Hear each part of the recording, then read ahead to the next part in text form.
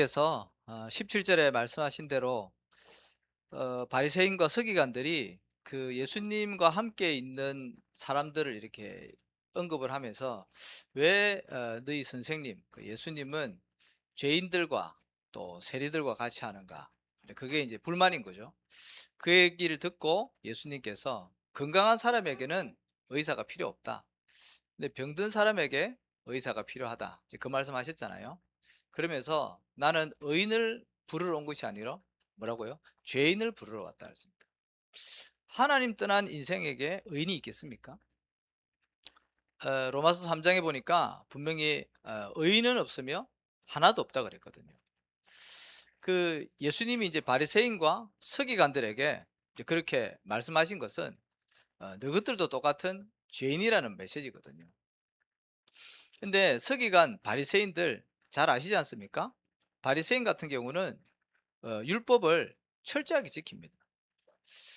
11조를 뗄 때 그 곡식 나달까지 하나까지도 다 세가지고 11조를 드릴 만큼 그 자기네들은 구별된 사람들이다. 그래서 바리새파 구별됐다. 거룩하게 구별됐다는 거죠. 그 정도로 율법을 잘 지킨다고 자부하는 이제 그 사람들을 예수님은 요한복음 8장에 뭐라 그러냐면 너희는 너희 아비 마귀에게서 났다 그랬습니다. 그렇게 하나님 말씀을 잘 지키고 하나님을 사랑한다고 하는 이 바리새파를 향해서 마귀 자녀라고 말씀을 하셨거든요. 창세기 3장 사건 이후로 태어나는 모든 사람들은 다 죄인으로 태어납니다. 그죠? 자, 그래서 바리새인 서기관들 근데 그 사람들은 어떻게 봤습니까? 이 세리들, 이 죄인들 이런 사람들이 많이 예수님 따르니까 이제 그게 이제 불만이고 이해가 안 가는 거죠. 그 예수님이 오늘 그 레위를 부르지 않습니까? 이 레위는 그 마태거든요. 이 세리 마태 지금 예수님이 12명 제자 중에 한 명인 마태 이제 그 얘기를 하는 건데 그 마태가 세리였단 말이죠.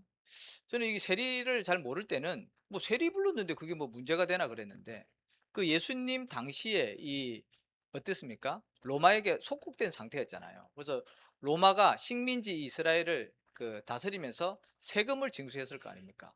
근데 이거 세금을 징수하는 데 있어서 이 부정과 부패가 많았고 이스라엘 사람들 중에 이제 세리를 뽑아서 이 세를 다 받아내는 거거든. 근데 이제 이 세리장이 미리 이 이스라엘의 세금을 예산을 해서 그 로마 나라에다가 대신 먼저 세금을 냅니다. 그리고 나서 거기에 대한 그 지출한 세금을 이스라엘 백성들에게 받아들이는, 거둬들이는 이런 형식이거든요.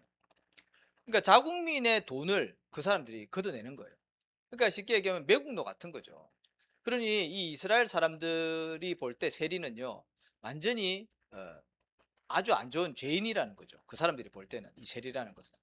그러니까 그런 말도 있잖아요. 이 세리에게 거짓말하는 것은 죄가 아니다.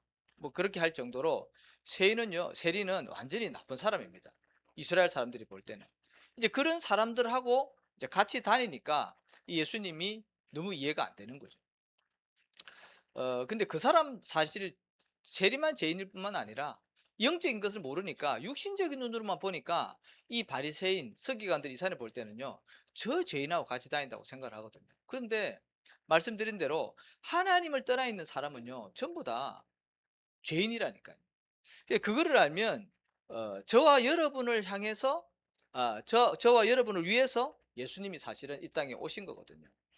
그러면 예수님이 십자가에서 돌아가셔서 우리의 죄를 해결하신 것은 너무나도 큰 은혜고 또 우리는 너무나도 큰 은혜를 받은 자들입니다. 그래서 의인이 다른 그 의인이 아니라 구원받은 저와 여러분이 그리스도 안에서 의인인 줄로 믿습니다. 그래서 모든 사람이 출생 배경을 잘 알아야 돼요. 출생 배경을 모르니까 지금 바리새인 서기관들 이런 사람들이 질문을 하거든요. 출생 배경은 우리 인간은요 모든 사람은 죄 가운데 태어났습니다. 하나님을 떠나 있는 상태죠. 로마서 3장 10절에 의인은 한 명도 없다 그랬습니다. 모든 사람이 죄를 범하였음에 하나님의 영광에 이르지 못했다 그랬고. 그래서 모든 인생들은 어떻게 해요? 하나님을 떠나 있는 상태에서 태어나는 겁니다. 그걸 보고 원죄라고 하죠. 이 원죄 때문에 사람은요 죄를 지을 수밖에 없습니다. 꼭 우리가 그 나라가 하지 말라는 거, 또 윤리 도덕적인 죄, 그 죄뿐만 아니라 예수님은 뭐라고요? 마음으로 짓는 죄, 생각하는 거, 친구나 가족에게 욕한 거, 그런 거 전부 다 죄라고 그랬어요. 한 사람도 여기에서 자유로울 수가 없다니까요. 근데 그 배경이 뭐라고요? 하나님을 떠나 있기 때문에 자동적으로 이거는요 올 수밖에 없는 거예요. 그래서 가장 중요한 것은 우리가 이 원죄, 하나님을 떠나 있는 상태를 잘 보셔야 됩니다. 왜냐하면 모든 사람들이 사실은 여기에 다 걸려 있거든요. 자, 그리고 이 죄를 왜 짓게 됐습니까? 눈에 보이지 않는 마귀에게 잡힌 거 아닙니까? 그래서 요한복음 8장 44절에는 아까 말씀드린 대로 너희 아비 마귀다 그랬어요. 율법을 잘 지키는 바리새인들 보고 얘기했다니까요. 그리고 에베소서 2장 2절에는 본질상 진노의 자녀다 그랬습니다. 자, 이런 배경 가운데 사람이 태어났고 이 속에 사실은 묶여 있는 겁니다. 이거를 못 보니까 뭐 속된 말로 도찐 개찐인 거죠. 내가 좀 뭐 이렇게 말씀 잘 지키고 예배 잘 드리고 그러면 뭐 나는 의인인 것처럼. 안 그렇습니다. 하나님이 보실 때는요 다 똑같아요 사실. 그래서 우리는요 전부 다 하나님의 은혜가 필요한 사람들입니다. 그리고 모든 사람들은 출생 배경이 어떻게 됩니까? 지옥 배경이에요. 지옥은 죄를 많이 지어서 지옥 가는 것이 아니라 뭐 때문에 지옥 갑니까? 죄 문제가 해결이 안 돼서 지옥 가는 겁니다. 지옥은 왜 만들었습니까? 하나님이 사단을 가두기 위해서 만든 감옥이 지옥이라니까요. 그런데 사람이 죄사함 못 받았죠. 마귀 자녀로 살고 있죠. 그러니 당연히 지옥 갈 수밖에 없는 거예요. 계시록 20장 15절에 보니까 생명록에 기록되지 못한 자는 불못에 던져진다 그랬습니다. 그래서 여기서 빠져나오는 것이 뭐라고요? 구원이라니까요. 그러니 이거 눈에 보이지 않지 않습니까? 영적인 문제입니다. 여기서 우리가 구원받았다는 사실은요 하나님의 최고의 은혜를 받은 사람들입니다. 너무 감사한 일 아닙니까? 우리가 아무런 노력 없이 값 없이 은혜로 선물로 이거를 받아 놓으니까 이거를 잘 체험하지 못하잖아요. 만약에 뭐 이렇게 고생을 엄청 하거나 뭐 고행을 하거나 수행을 해서 내가 구원을 받는다 그러면 그게 되게 가치 있고 막 그렇게 하려고 하겠죠. 그러면은 이 구원받은 게 너무 감사할 거 아닙니까? 그래서 예전에 그 수도승들은 어떻게 했다고요? 막 죄악된 생각, 죄악된 행동 뭐 이런 거 하면 막 자기 몸을 자해를 하잖아요. 그게 이제 구원에 이르는 길인 줄 알아요. 근데 그게 아니라 하나님은요 은혜로 저와 여러분을 구원하셨다니까요. 왜냐하면 인간의 노력으로는요 절대로 이 죄와 사단과 지옥 문제 해결이 안 됩니다. 여러분들 예배를 잘 드리면은 이거 구원받을 것 같습니까? 이 문제 해결될 것 같습니까? 안 그래요. 막 선행을 많이 하고 교회 헌금 많이 하고 전도 많이 하면 이 문제 해결될 것 같습니까? 안 그렇다니까요. 이 눈에 보이지 않는 것은 인간의 방법으로는 해결할 수 없고요. 오직 하나님의 은혜로 오직 그리스도로만 이 문제가 해결되어지는 거예요. 그래서 믿음으로 우리가 구원받는 거예요. 구원은 행함이 아닙니다. 하나님의 은혜로 구원받는 겁니다. 그래서 저와 여러분은 하나님의 은혜를 받은 자들입니다. 아멘. 예, 감사하시기 바랍니다. 어떤 은혜를 받았습니까? 말씀드린 대로 구원의 은혜를 저와 여러분이 받았죠. 에베소서 2장 8절에 보니까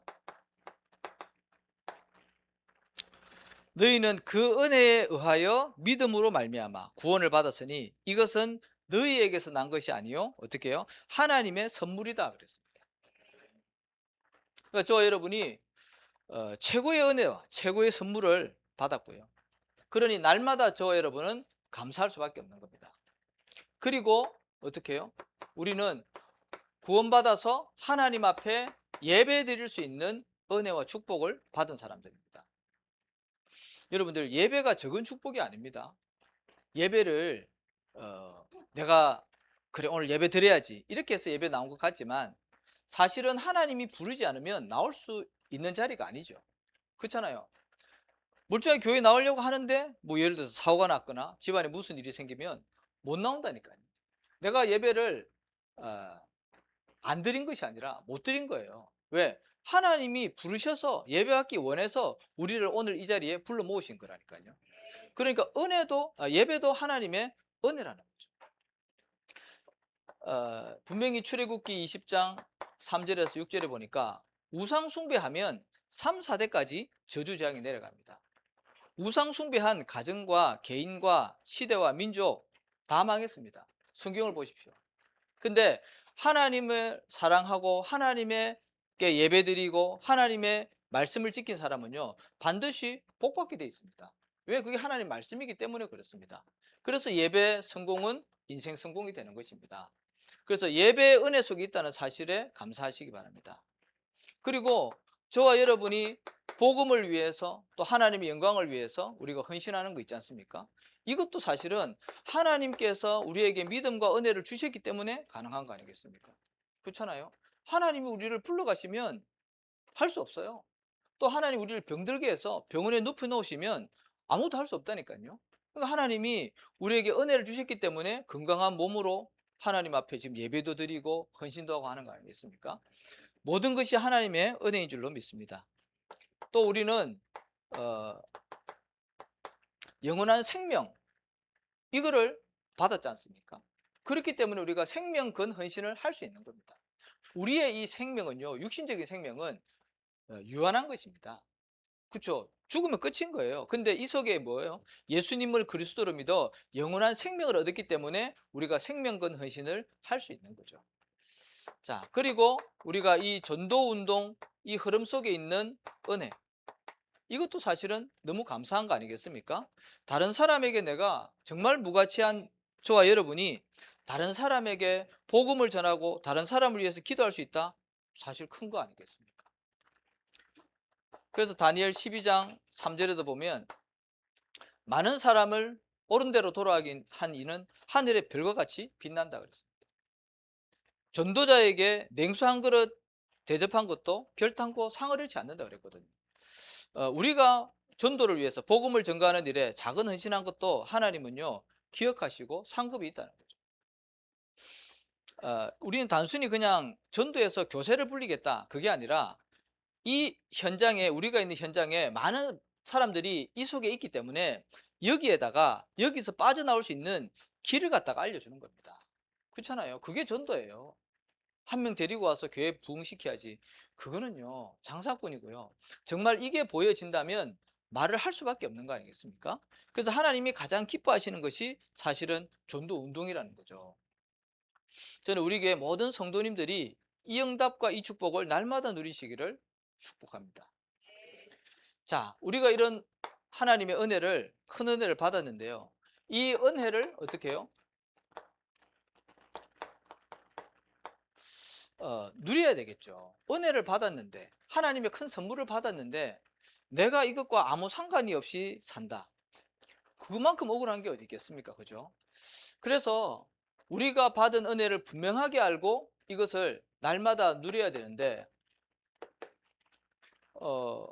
왜 그러면 이 은혜를 누려야 됩니까? 질문이 우스운 것 같지만 보세요. 우리가 이 은혜와 축복을 누리지 않으면 우리는 출생 배경이 이거란 말이죠.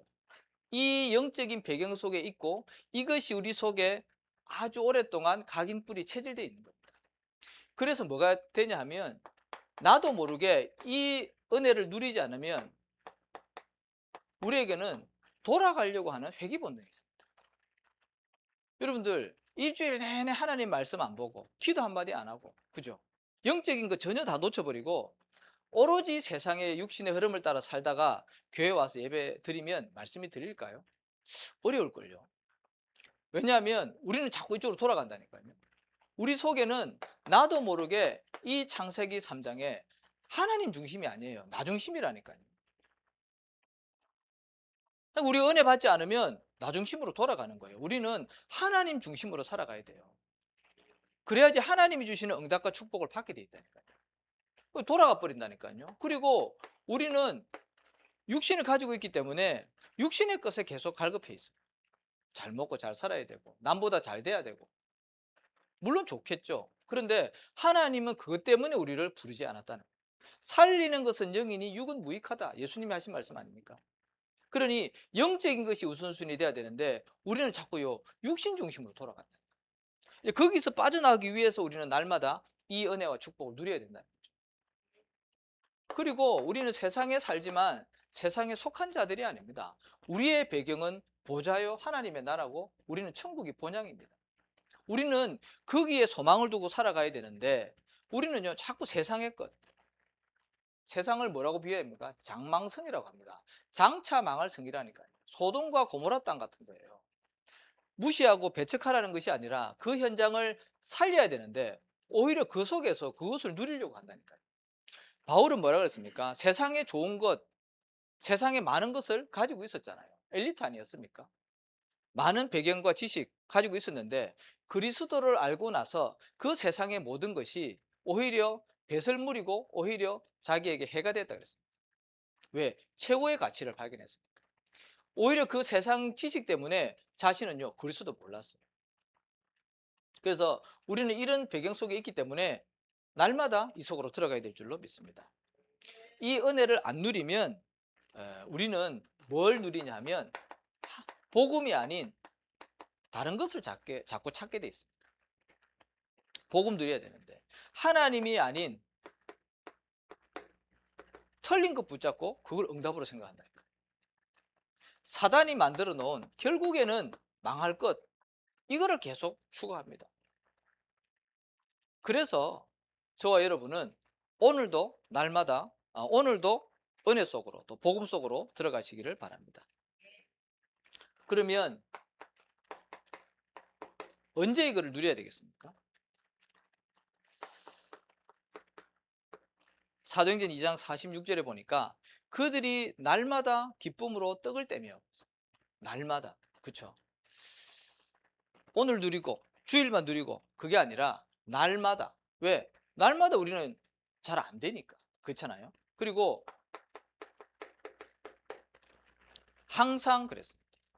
에베소서 6장 18절에 보니까 항상 무시로 성령 안에서 기도하며 매 시간마다. 왜? 우리는 순간순간 여기에 자꾸 사로잡힌다니까요. 제 얘기를 하는 겁니다. 목사인 저도 날마다 말씀과 기도 속에 영적인 흐름 속에 있다고 하지만 순간순간 이 속에 들어갈 때가 많이 있다니까요. 그리고 우리는 모든 일 속에 이걸 누려야 되는 거예요. 왜?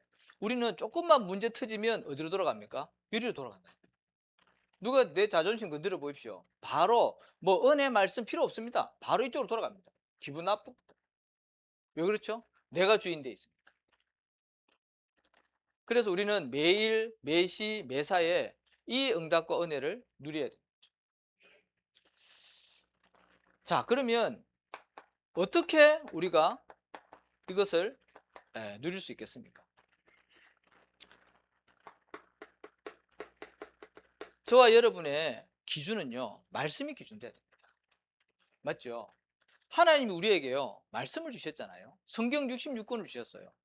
너무 감사한 일이죠. 눈에 보이지 않는 하나님께서 자신을 계시하셨는데 그게 성경이라니까요. 그러니 우리는 성경을 가지고 모든 답과 모든 방향과 모든 이유를 다 찾아내야 돼요. 그래서 우리의 불완전하고 부족한 틀린 그 생각과 세상의 기준이 아니라 영원하고 완전한 하나님의 말씀이 기준돼야 됩니다. 그래서 우리는 어떻게 이 은혜를 누리냐? 하나님의 말씀을 어떻게 해요? 확인하시기 바랍니다. 여러분들 문제 있으시죠? 어려움 있고 고난당한 사람이 있을 겁니다. 왜 하나님이 그 문제를, 그 고난을 허락하셨는지 말씀을 가지고 확인하시기 바랍니다.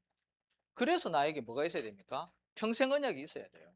평생 내가 붙잡고 응답받아야 될 언약이 있어야 되고요. 또 하나님이 시간표에 메시지를 주시지 않습니까? 강단의 말씀. 한 주간 동안 얼마만큼 여러분들은 강단 말씀을 묵상했습니까?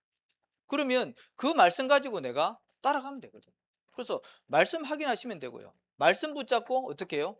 기도하시면 됩니다.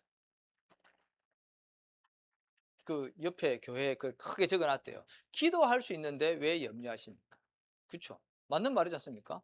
하나님이 기도를 들으시고 하나님이 응답하시는데 우리는 늘요 염려. 왜? 내가 주인 돼 있어요. 그래서 빨리 주인 바꾸시기 바랍니다.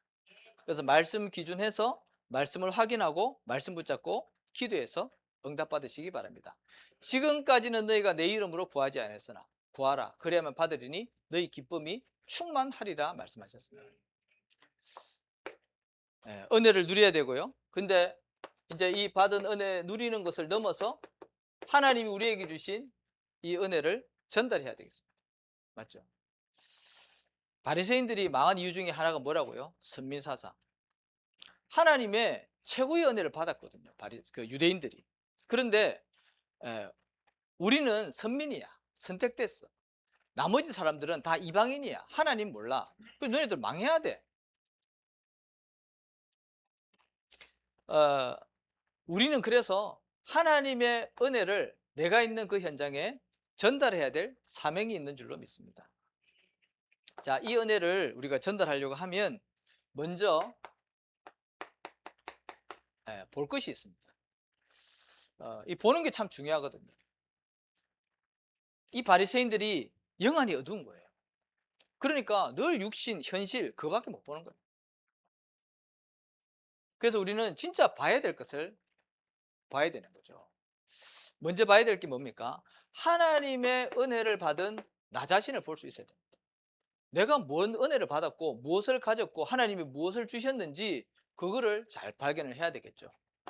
그게 바로 우리의 정체성 아닙니까? 하나님이 주신 이 은혜와 응답.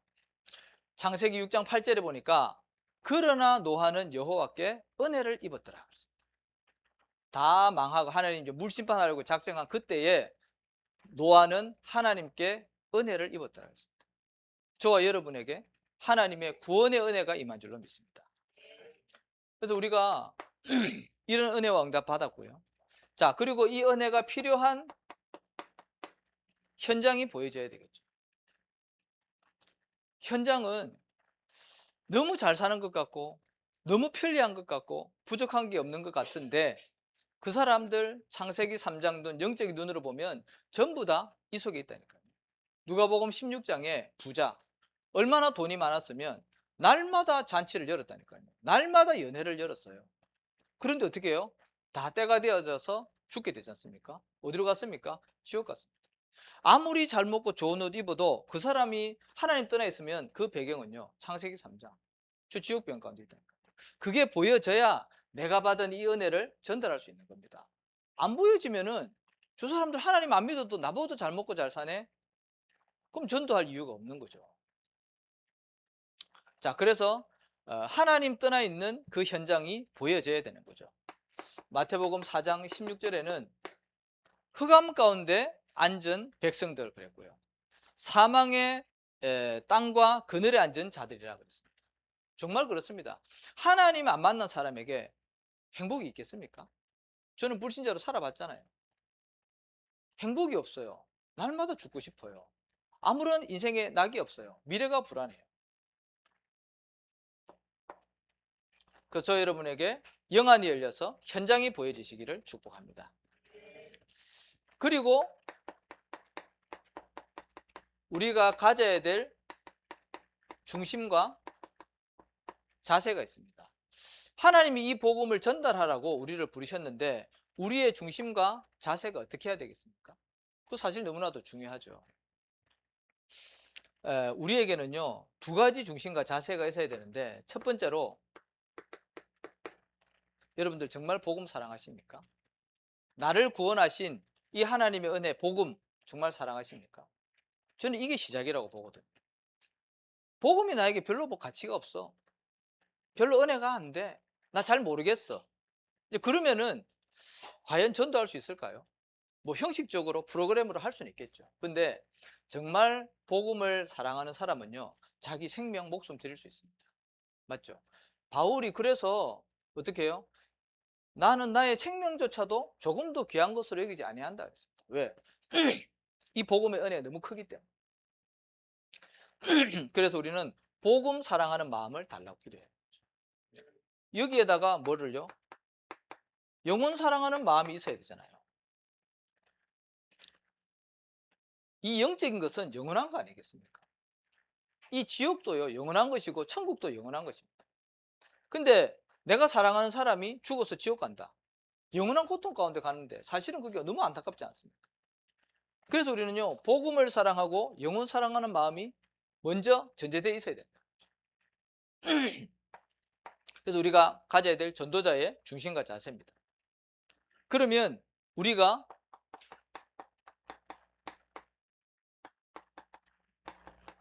전달해야 될 것이 뭡니까? 날마다 하는 메시지지만 사실 날마다 너무나도 중요하기 때문에 우리가 전달해야 될 것은요, 사도행전 1장 1절에 이 그리스도 생명의 복음입니다. 내 것 전하는 거 아닙니다. 내 노력, 내 선행, 내 인격 전하는 것이 아닙니다. 하나님이 우리에게 주신 영원한 생명 대신 그리스도, 이 복음을 전가하는 겁니다. 천하 인간의 구원을 얻을 만한 다른 이름을 우리에게 주신 적이 없다 그랬습니다.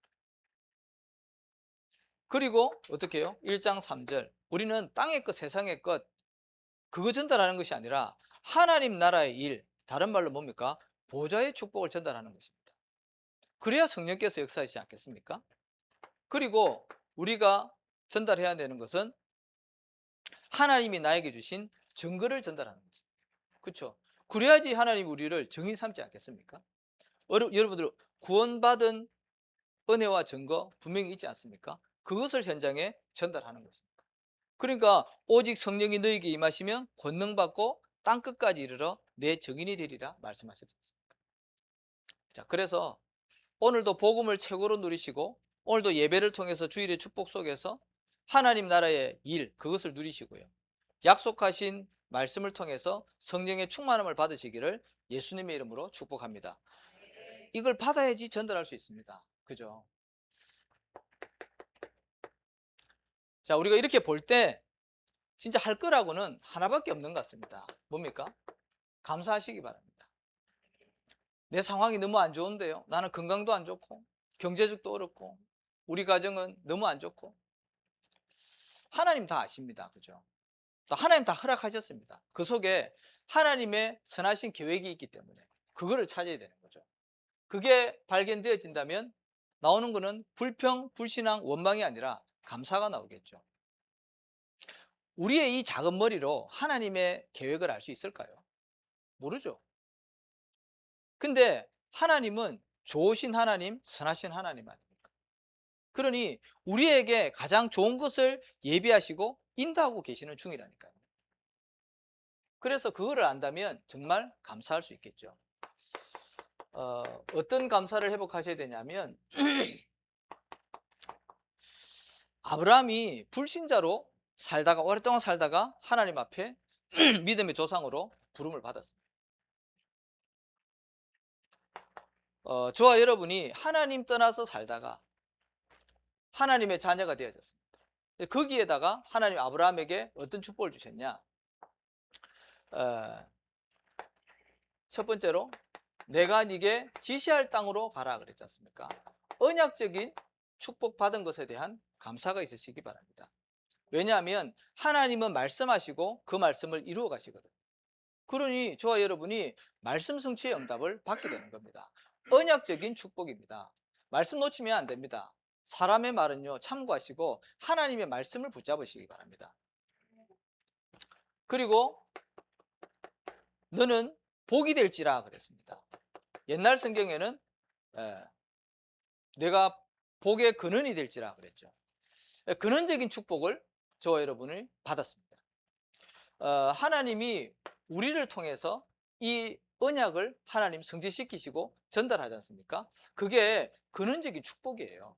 우리가 근원적인 걸 붙잡아야지. 그렇잖아요. 자, 그리고 너를 축복하는 자에게는 내가 축복하겠고 너를 저주하는 자에게는 내가 저주하겠다. 막을 자가 없다는 거죠. 그걸 보고 불가항력적이다 그러지 않습니까? 하나님이 우리를 축복하시면요, 그 축복을 막을 자가 없어요. 그러니 저와 여러분은요, 막을 수 없는 불가항력적인 축복을 받은 자들입니다. 우리가 잘나서가 아니죠. 하나님의 은혜로. 그렇죠? 우리 안에 예수 생명이 들어가 있기 때문에. 그리고 흑암 가득한 시대를 살려야 되기 때문에 하나님은 우리에게 시대적인 축복 허락하셨습니다. 그렇잖아요. 지금 이 시대는 복음이 점점 사라지는 시대입니다. 교회를 탄압하고요. 교회를 핍박하고요. 성도가 힘이 없고 성경적인 전도는 중단되고 그런 흑암 가득한 시대 가운데 하나님이 우리를 불러서 전도운동의 흐름 속에 있게 하셨습니다. 그래서 우리가 빛의 경제, 선교 경제, 렘넌트 경제에 응답받을 이유가 시대 살려야 되기 때문에 그렇습니다. 그리고 우리는 또 후대에게 이 언약을 전달해야 되잖아요. 그렇잖아요. 우리가 가고 난 다음에도 우리 후대들이 이 언약의 바톤을 들고 세계복음을 해야 될 거 아닙니까? 그러니 기념비적인 축복을 주시겠다는 겁니다. 어떻게 해요? 세 가지 시대를 통해서. 한 주간 그 2장 17절 말씀을 좀 계속 묵상을 해보시고 정말 하나님 우리를 죄인으로 두지 않으시고 예수 그리스도를 통해서 구원하셨기 때문에 하나님의 은혜를 이번 한 주간 최고로 누리시기를 바랍니다. 받은 은혜를 생각하면 우리가 누릴 수밖에 없고 현장에 전달할 수밖에 없습니다. 시대 살릴 전도자로 하나님 우리를 부르셨기 때문에 한 주간도 이 말씀 붙잡고 또 이 말씀을 누리시면서 말씀 성취에 응답받으시기를 예수님의 이름으로 축복합니다. 하나님 은혜와 사랑을 감사합니다. 그리스도께서 십자가에서 피 흘려 죽으셔서 우리를 구원하시고 이 복음을 누리며 증거하는 전도자의 흐름 속에 있게 하심을 감사를 드립니다. 이번 한 주간도 주신 말씀 붙잡고 또 성령의 인도를 받으며 내가 속한 모든 현장을 살리는 일에 쓰임받을 수 있도록 하나님께서 은혜를 베풀어 주옵소서. 감사드리며 예수님의 이름으로 기도하옵나이다. 아멘.